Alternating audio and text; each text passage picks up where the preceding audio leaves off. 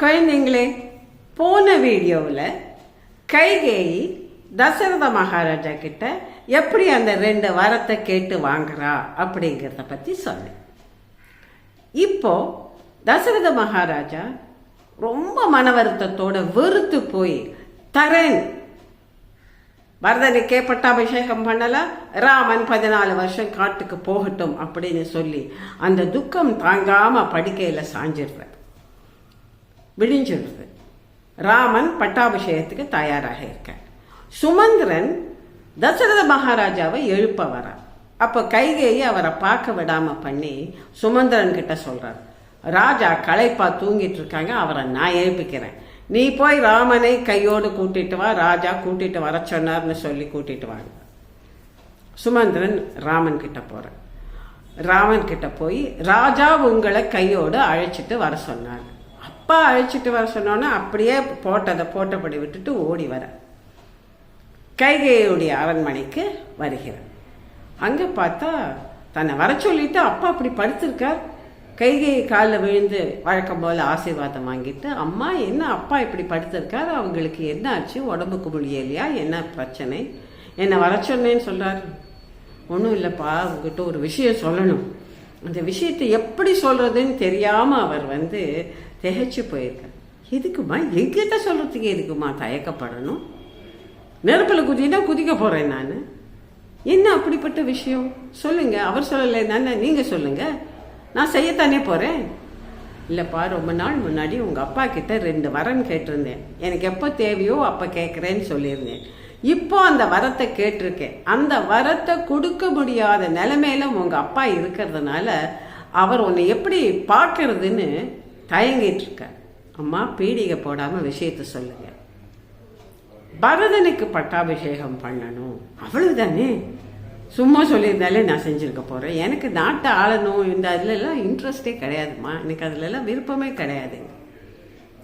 இன்னொரு இதுவும் இருக்குப்பா, நீ 14 வருஷம் காட்டுக்கு போகணும். அப்படிதான் அப்பா சொன்னால் உடனே காட்டுக்கு போயிட்டு போகிறேன். அப்படி இதில் நம்ம ராமரோட கேரக்டரை பார்க்கணும். முதல் வீடியோவில் சொல்லியிருப்பேன், இன்பத்திலும் துன்பத்திலும் ஏற்றத்திலும் இறக்கத்திலும் ஒரே மாதிரியான மனநிலை கொண்ட மனிதனை தெரியுமான்னு வால்மீகி நாரதர்கிட்ட கேட்கும்பொழுது நாரதர் ராமன்னு சொல்லுவார். அப்பா கூப்பிட்டு உனக்கு தான் பட்டாபிஷேகம் சொன்னப்போ அவர் ஆர்ப்பரிக்கவில்லை. அதே மாதிரி இப்போ பரதனுக்கு தான் பட்டாபிஷேகம் சொல்லப்போ ஏமாற்றமும் அடையலை, நிதானமான மனநிலையில் அவர் இருந்தார். அதுதான் ராமனுடைய உயர்ந்த குணம். இப்போ கைகேயி இப்படி சொல்லியாச்சு. கைகேயி மனசுக்குள்ள, அப்பாடி இந்த விஷயம் இவ்வளோ ஸ்மூத்தாக நடக்கும்னு நான் நினைக்கலையேன்னு நினைக்கிறேன். அதே சமயம் இதை கேட்டுக்கொண்டிருந்த தசரதரோட மனசில், ஐயோ என் பிள்ளை காட்டுக்கு போக போகிறதே, நான் எப்படி உயிரோடு இருக்க போகிறேன்னு நினச்சி வருத்தப்படுறேன். ராமன் அங்கிருந்து நேராக கௌசலை கிட்ட வர. கௌசலை கிட்ட என்னப்பா பட்டாபிஷேகம் நடக்கிற நேரத்தில் நீ அங்கே எங்கேயும் அலைஞ்சிட்ருக்க? இல்லைம்மா, அப்பா ஒரு கட்டளை போட்டிருக்க, என்ன பட்டாபிஷேக நேரத்தில் கட்டளை என்ன வேண்டியிருக்கு? இல்லைம்மா, பட்டாபிஷேகமே எனக்கு கிடையாது.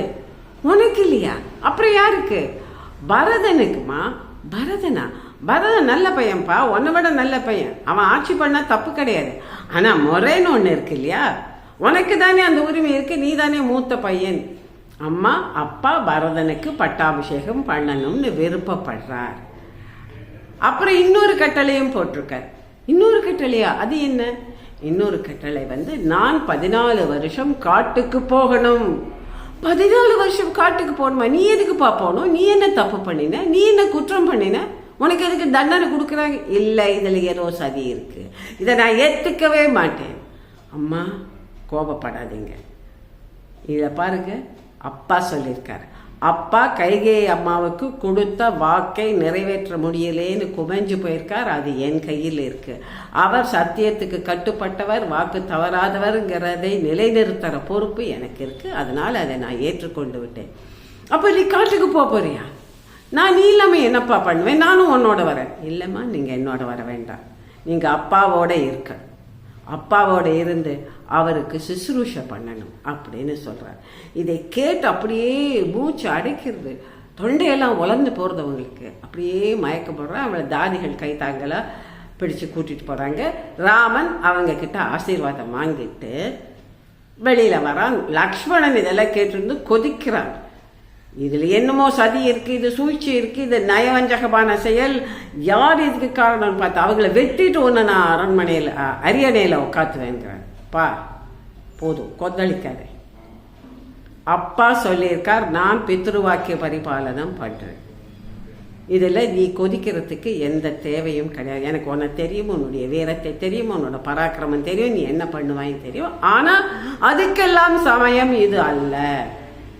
இப்போ அப்பாவுடைய வார்த்தையை காப்பாற்ற வேண்டும். காப்பாற்றி அவருக்கு வாக்கு தவறாதவர்ங்கிற புகழ் நிலைத்து நிற்க வேண்டும். தவிர அவர் மரண வாயில இருக்கார், பயந்துட்டு இருக்கார். நமக்கு நல்ல நிலைமை கிட்டுமோ கிட்டாதோ அதெல்லாம் என் கையில தான் இருக்கு. நான் முடிவெடுத்து விட்டேன், நான் காட்டுக்கு போறேன்.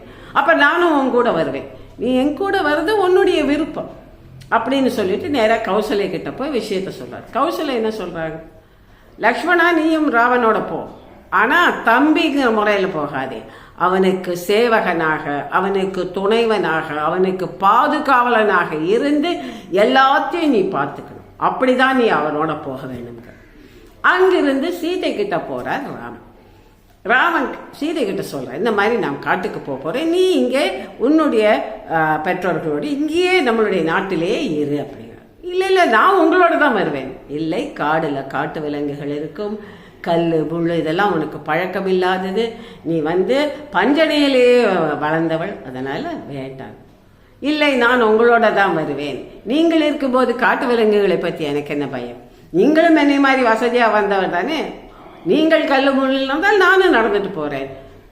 சீதைக்கு ராமன் இருக்கும் இடம் தான் அயோத்தி அப்படின்னு சொல்லி சீதையும் தானும் வருவேன் என்று பிடிவாதமா சொல்லி ராமனுடைய சம்மதத்தை வாங்கிடுறான்.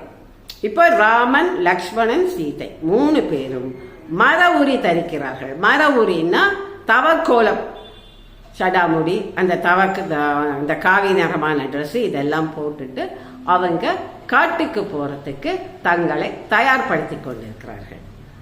அடுத்த வீடியோல இதுக்கப்புறம் என்ன நடந்தது அப்படிங்கறத பத்தி சொல்றேன்.